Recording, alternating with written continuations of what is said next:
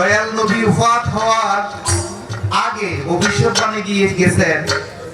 যে আহারে আমি দুনিয়া থেকে বিদায় নিলে আমি এত কষ্ট করে দাঁত ভাঙার পরে